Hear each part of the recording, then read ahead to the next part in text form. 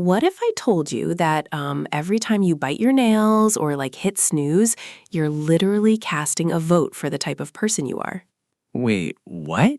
A vote? Like a political vote? For hitting snooze? That's... No, a psychological vote. Welcome back to English Pod Center, everyone. I'm Luna. And I'm Lucas. But seriously, hold on. You're saying my terrible morning routine makes me what? A fundamentally bad person? Not a bad person, Lucas, but it fundamentally shapes your identity. That's the thing. Most people think habits are just, actions, things you do.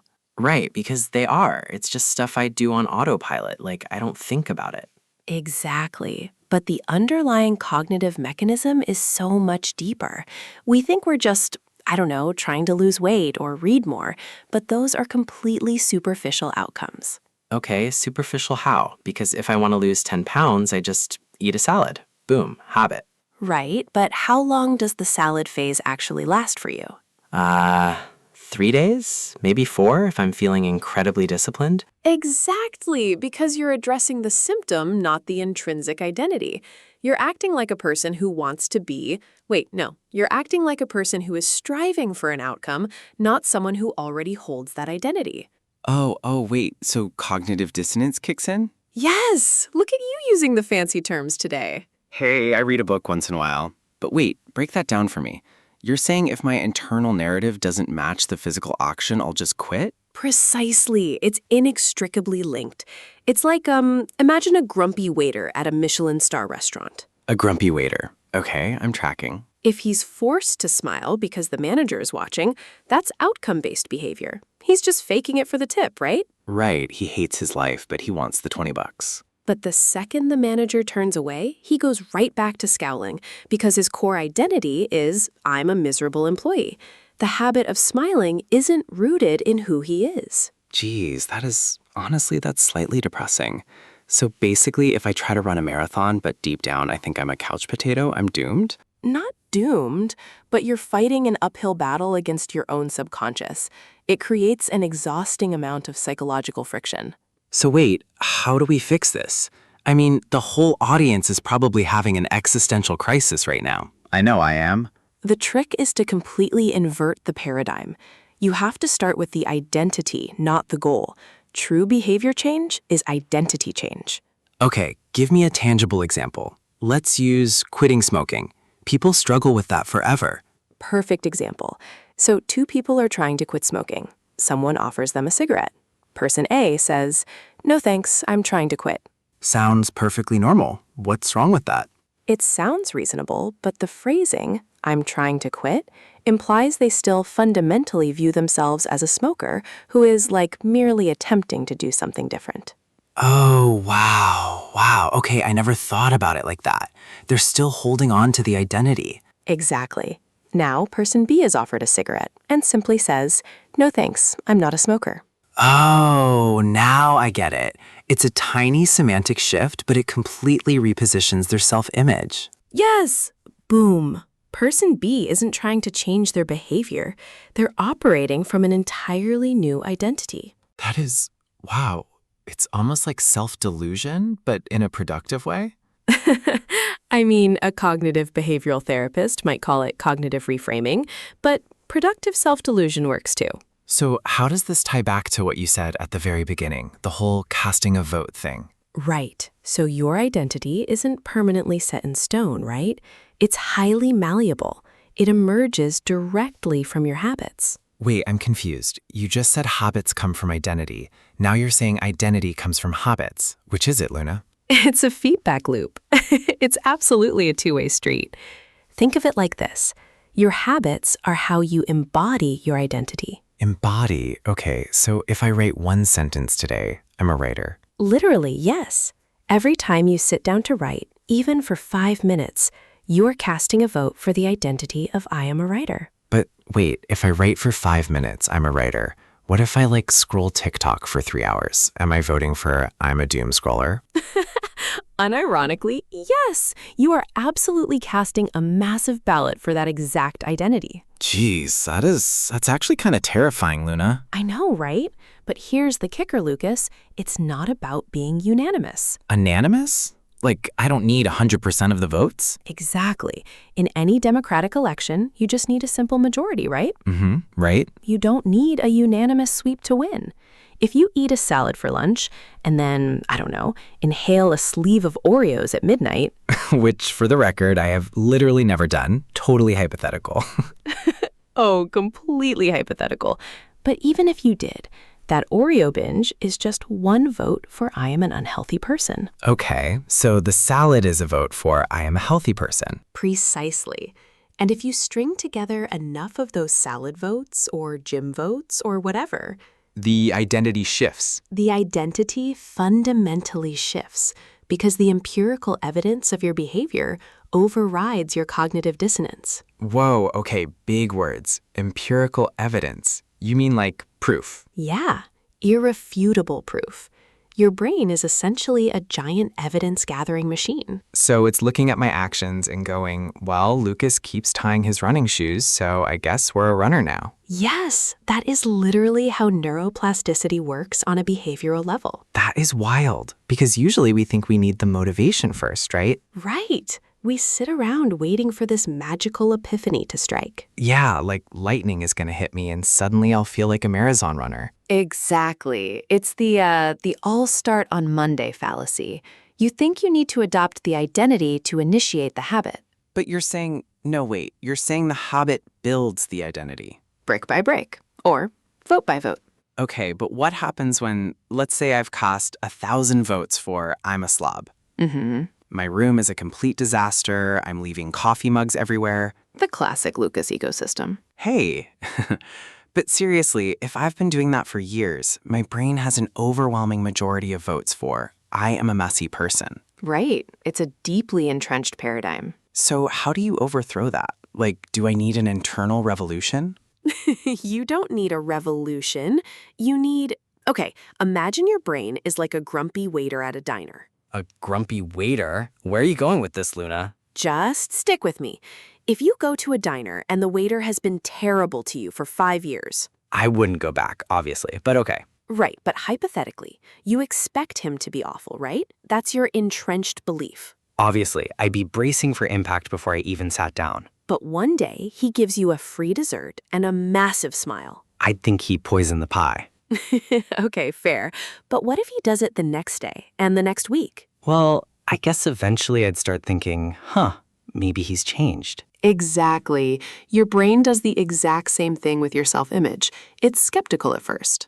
Oh, wait, that makes so much sense. When you clean your room for the first time in a month, your brain is like, this is a total fluke. We are messy. He's just procrastinating on his taxes by vacuuming, which is, again, totally hypothetical.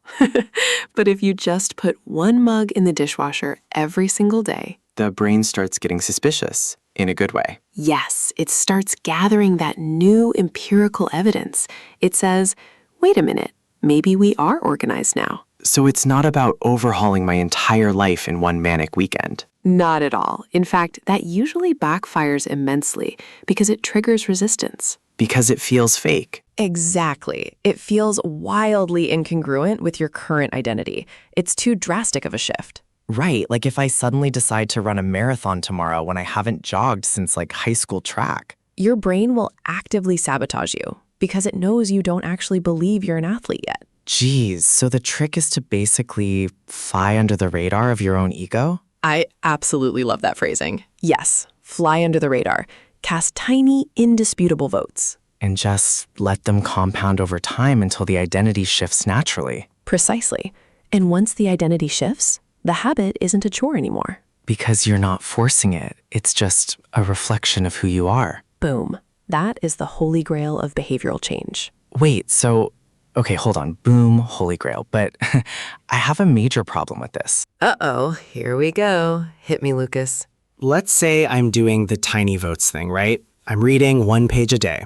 I'm a reader now. Right. What happens when life just absolutely derails? Like I get sick or work goes nuts and I miss a week. Does my identity just shatter? Oh, that is such a fantastic question. The short answer, no. The long answer, it depends entirely on how you frame the failure. Because usually, if I miss 3 days of the gym, I'm like, well, guess I'm a couch potato again. Right. The all or nothing trap. It's like, okay, imagine you're driving, right? And one of your tires goes flat. I'd probably cry or call AAA. Fair. But do you get out of the car and slash the other 3 tires just because one went flat? Obviously not. That's completely psychotic. Exactly. But that's literally what we do with our habits. We miss one single day and we're like, well, the streak is ruined. Time to eat a whole sleeve of Oreos. Oh my God, I feel so incredibly attacked right now. I mean, we all do it. But a true identity, it's resilient. A healthy person occasionally eats junk food. It doesn't instantly make them an unhealthy person. So it's about, what, the overall percentage, like a ratio? Yes, it's a democratic election, Lucas. You don't need a unanimous vote to win an election. You just need a majority. Oh, wait, that makes so much sense. Right? So out of 100 days, if you cast 60 votes for I'm a reader and 40 for I'm a guy who binged Netflix instead, you still win the election. The identity holds. You're still the legitimately elected president of Readerville. President of Readerville. Exactly. It's the leeway is built in. You just can't let a slip become a slide. Slip become a slide. Ooh, write that down, folks. But wait, how do you actually stop the slide? Because that momentum is like overwhelmingly powerful when you're in a rut. There's a golden rule for this. James Clear talks about it in Atomic Habits. Never miss twice. Never miss twice. Just 2 days? Yeah. You miss one day, it's a blip, an anomaly. You miss 2 days, that's the beginning of a new habit, a bad one. Oof. Okay, so if I don't read Tuesday, whatever. But Wednesday is absolutely non-negotiable, even if it's just one paragraph. Precisely. Because Wednesday is when you reaffirm the identity. You essentially say to your brain, I'm not the guy who quits. Honestly, that takes so much pressure off. I'm always paralyzed by the streak, you know? Like the Duolingo streak. Oh my gosh, that little green owl is ruthless, pure evil. He will literally end your bloodline if you miss Spanish practice. He really will. But let's actually turn this into an exercise for the listeners, a little mental practice right now. Ooh, I love homework. Hit us, Luna. Think of one habit you've been trying to build, but you keep quitting because it feels too heavy or intimidating. Okay, let's say meditating. I always try to do 20 minutes and give up by day 3, every single time. Perfect example. I want you to scale that down so drastically that it sounds almost pathetic. Like, what, 1 minute? Less. I want you to literally just sit on the meditation cushion. Wait, just sit down and that's it? Get up immediately? Just sit on the cushion, take one single deep breath, and you're done. You check it off. That is your non-negotiable daily action. But how does that even do anything? I'm not reaching nirvana in one breath, Luna.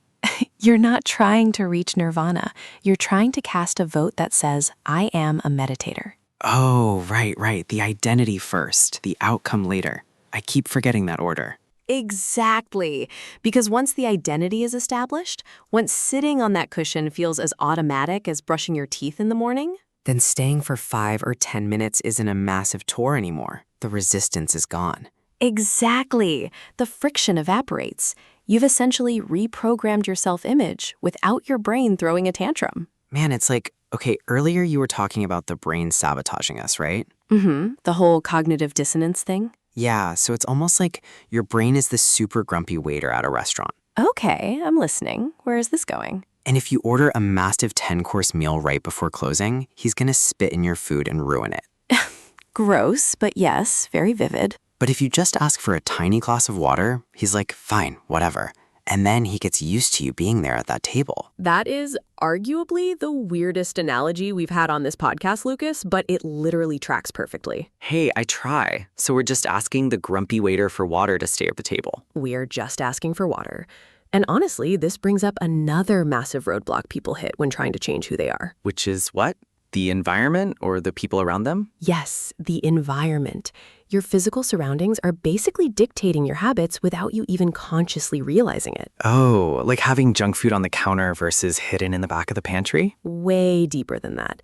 It's about how your physical space acts as a subconscious trigger for your identity. Wait, so my messy desk at home is literally making me a messier, more chaotic person? Well, yeah, kind of. I mean, your brain inherently associates physical spaces with specific behaviors.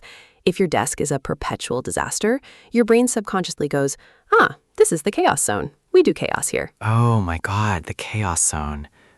Wow, that explains so much about my Tuesday mornings. Right. And if you want to internalize the identity of a focused, disciplined professional, I gotta systematically curate the space to reflect that exact identity. exactly. It's an advanced concept called environmental design. You're essentially reverse engineering your surroundings to make the positive habits frictionless and the detrimental habits almost impossibly difficult. Frictionless. Okay, so if I want to be a prolific reader, I just leave a book on my pillow? You literally put it squarely on your pillow, because then when you go to bed, you physically have to move the book to sleep. It transforms into an unavoidable trigger. It's like the grumpy waiter analogy again, but this time I'm literally tripping over the glass of water. Yes, you are strategically forcing yourself to confront the habit. But wait, what if my environment is, like shared? Like I have roommates or a partner who is decidedly not in the self-improvement zone. Ooh, that's complex. Social environment is arguably far more potent than the physical one. Humans are deeply, inherently tribal. So we're essentially just like hairless apes subconsciously mimicking each other. We totally are, and we absorb the habits and, consequently, the underlying identities of the people we spend the most time with. So if my friends are all, chronic complainers, You're going to inevitably adopt a cynical identity. It's practically impossible to cultivate a growth-oriented identity in a highly toxic or stagnant social ecosystem. geez, that's a brutal pill to swallow. It really is. You sometimes have to ruthlessly audit your social circle if you're genuinely serious about identity shifting. Audit your friends? Like, hey guys, let's sit down and review the quarterly spreadsheets of our friendship. Okay, maybe not quite that clinical, but you do need to actively gravitate toward communities where your desired behavior is just the normal behavior. Right, because if it's normal to them, it requires zero cognitive willpower for you to blend in. Spot on, Lucas. Willpower is a heavily finite resource. If you have to exert it to swim against the current of your environment constantly, you will eventually drown. That makes complete sense. So we've covered, wait, let me recap. We covered the identity habit feedback loop. Yep. We talked about starting ridiculously small with, the grumpy waiter. The iconic grumpy waiter. And we just deconstructed environmental design, both physical and social. Exactly. Which brings us to the practical application. I want to give everyone listening a tangible cognitive exercise to do today. Oh, nice. I desperately need this too. What's the assignment, Professor Luna? Okay, so grab a piece of paper or, just pull up your notes app and draw a literal line down the middle. Line down the middle. Got it. On the left side, articulate one identity you want to embody. Just one. Like, I am a person who meticulously prioritizes mental health. Okay. Or maybe I am a person who doesn't hyperventilate when they look at their bank account. Yes, a financially literate identity. Perfect. Now, on the right side, you write down 3 microhabits, and I mean painfully microscopic, that provide empirical evidence for that identity. So for the bank account one, maybe a micro habit is just opening the banking app every morning for 10 seconds, not even doing anything, just visually looking at it. Precisely. You're just casting a daily vote for the identity of someone who is acutely aware of their finances. Wow, that is genuinely so achievable. It's almost stupid how easy that is. That's the fundamental objective. The easier it is, the more consistently you'll execute it. Consistency breeds belief, and belief inevitably solidifies identity. It's a literal neurological cheat code for human psychology. It really is. So my ultimate challenge to our audience today is this: meticulously analyze your environment right now. Look around your room, folks, for your car. Scan the chaos. Exactly. Look around and earnestly ask yourself, what specific identity is this space reinforcing? Oh, I love that. What identity is this space reinforcing?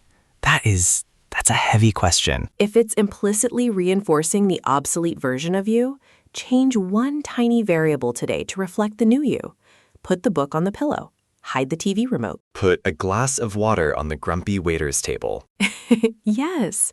Do whatever it conceptually takes to manipulate your space to serve your desired identity. This has been such a massive paradigm shift for me, honestly. I always just assumed I lacked, moral fiber when I couldn't stick to a habit. Most people do. We unnecessarily moralize habits. We think failing at a diet makes us an inherently flawed person.